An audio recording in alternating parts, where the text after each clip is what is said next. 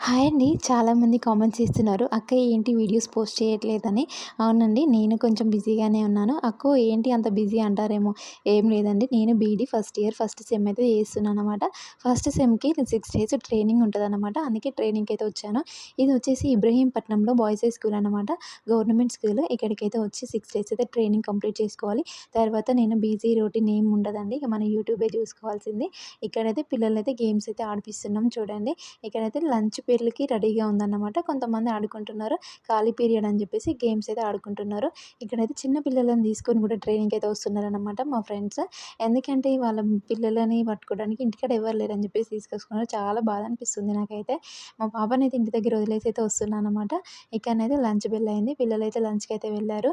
అసలు డైలీ చెప్పేవాళ్ళు ఎలా చెప్తారో టీచర్స్ అనిపించింది. ఎందుకంటే నేను పోయి 5 డేస్ అవుతుంది. కానీ పిల్లలు మాత్రం మస్తు ఇబ్బంది పెడుతున్నారబ్బా! ఇక్కడ చూడండి ఇదైతే గ్రౌండ్